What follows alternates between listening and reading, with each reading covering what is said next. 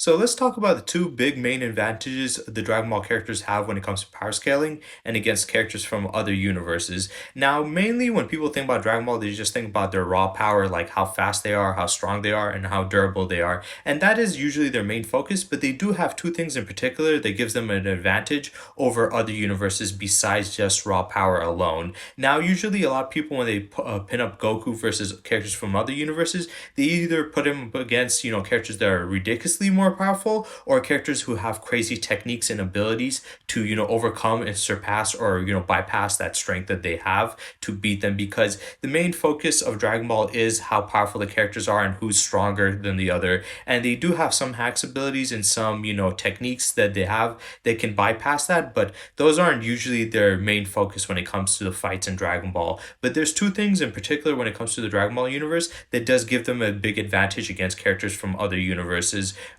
compared to their power systems and what they can do. Now, the first one I'm going to be talking about, it might be a little bit, surprising. It might be a little tricky, but it is definitively a very important, piece of, the Dragon Ball cosmology that helps out, the Dragon Ball characters when it comes to this fight. And that is how time works throughout Dragon Ball. Now, why is this important? Because usually when people have debates between, somebody who has the power to travel through time, either using a technique or through super speed alone, usually super speed, like the Flash, who can run through time itself, they state that, well, this character can beat that character because even if that character is significantly stronger than them, all they have to do is run through time, go back in the past and either beat them before they got their power or before they were very powerful, or take them out when they were like an infant or a child, which is a definitively, strong argument you can make for how this character will beat that character. But there's a big problem when it comes to that, when it comes to using, against Dragon Ball, and that is how time works in Dragon Ball. Now, why is that important? Let's go into it. Now, in DC and Marvel and most other worlds of fiction, not all of them, but most other worlds of fiction, the way time works is it's pretty much linear. And if you go through time, you can go back in time, and whatever you alter or affect in the past will change the course of the future. So it'll go from one line and then you mess it up and then it'll erase that and then redo it into a new timeline, which everything is completely changed. But that's how it works mostly in comic books and in other fictions. But when it comes to Dragon Ball and select other fictional universes, they don't go by that theory. They usually go by an alternative timeline theory, where basically if you mess with time or affect time, it does not affect those characters from that timeline. What it does is creates a branch from another timeline which affects that one. So when Trunks was coming in from this, the Andor Saga slash Cell Saga, he came, to the past to give Goku the heart virus medication so he can save him, so he can help him beat the androids. But when he went back to the future was still messed up. And even though he did change their timeline, what he found out was technically going to the past does not change his future. What happens is it creates a separate branch in the timeline, and whatever it affects in that timeline will be changed. But whatever effects that happen in that timeline will not affect any other timeline. So yes, going through time, you can go back in time, but you'll be technically going through a separate branch or creating a separate branch, and it will only affect that timeline. Whatever happens in your timeline, whether it's the future or the past, will not be affected by that. So technically, going the past or the future will have literally no effect on that timeline, and that's important because if you're gonna have somebody like the Flash, running so fast that he can go back in time to defeat Goku while he's a kid, it technically wouldn't work against Goku because of how time works. So if you have to say a character that can move fast enough to go back in time, they go back in time. Technically, they'll be killing a baby Goku version of him from another timeline. So that timeline will not have a Goku, and it will affect that timeline, but not the one that you're fighting. So if, like, let's say for example, Flash is fighting against Goku, he can't beat him, so he runs back in the past. Now, the argument of him being able to go back in the past of the Dragon Ball universe, which is a completely different universe, is kind of iffy because it's like, well, he can go back in the past of the DC universe, but can he do it in another fiction that's not his own? But even if he can, it still wouldn't work out very well for him because if, let's say, he does go back in the past, he'll be going to an alternate timeline that will, branch out from it, and he'll be killing the Goku from that timeline. So the one that he's fighting, if he comes back, he will just come back to the timeline that would not be affected, just like what happened with Trunks when he was going back and and forth. So technically, he'll kill a Goku from another timeline, beating that one through the baby form, but the one that he was fighting from the main timeline, he would have had no effect on, and that one would still not work on him. So there's the one big advantage that Dragon Ball characters have is their cosmology when it comes to timelines. Is that characters that can go back in time. I don't know if it's technique wise because we've seen characters manipulate time through techniques, but it's usually stopping time. And hits one's kind of I think skipping forward into time, but it does create a parallel time where real world where he goes into. It's a little bit more complex. I could probably make a video about that in the future, explain the complexity of hits technique.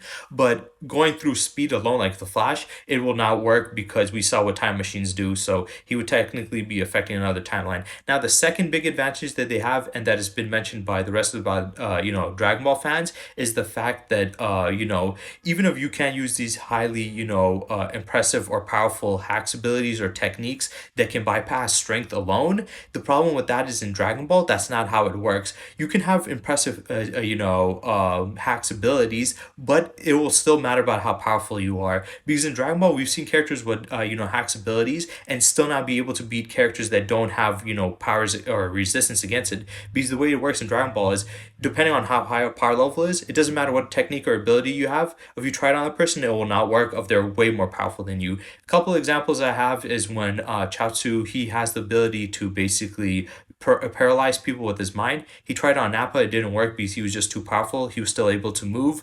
It happened with Super Buhan, who tried to turn he tried to turn Super Saiyan of Vegito into candy like how he did with everybody else. But unlike the others, he did turn to candy, but he still has sentience. He kept all of his power, all of his consciousness. So he was still able to think, move, and had his full power. And technically, it was worse for Boo because he was smaller, so he was a smaller target to hit, but he had massive amount of strength and durability and all that stuff. So it basically didn't affect him. And then we had like Babidi with his mind control trying to mind control Goku Vegeta, but Vegeta was able to fight out of it due to his sheer power alone and his willpower. So yeah, you can have these hacks abilities and techniques that can bypass strength, but in Dragon Ball, you techniques and hacks abilities don't 100% bypass strength, because strength is still important. If you have a high enough level of ki or energy reserves, you can negate hacks abilities. This doesn't mean that it negates it completely. It does minimize it to a certain extent,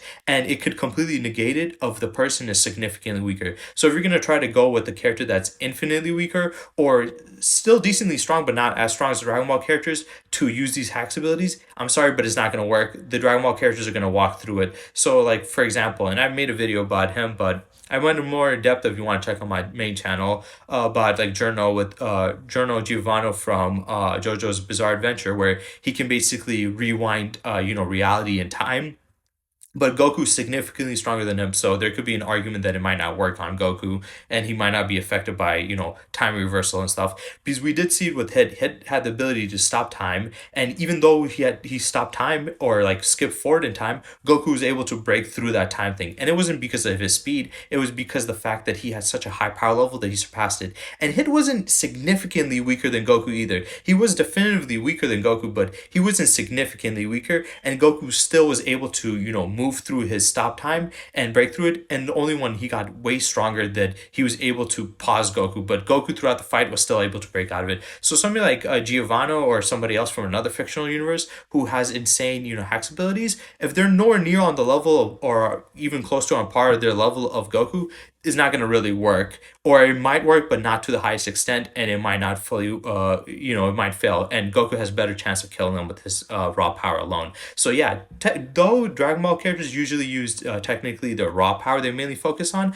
they do have those two main things in their disposable and dispose like for example, like I said, the alternate timeline. So if you go back in time, it will not affect that Goku, so it will have no effect on him. And even if you do have a hacks ability, they can negate it with their power reserves, and you will need to be close to their power because they're able to negate other insane hacks abilities. So just having a hacks ability is not going to give you advantage. So that's their biggest advantage. Time traveling doesn't work on them, and hacks abilities might not work on them if they have a high level of power compared to the person that is trying to use it on them. So yeah, I want to know what you guys think about it. Do you guys agree with my arguments and my assessment, or do you guys disagree?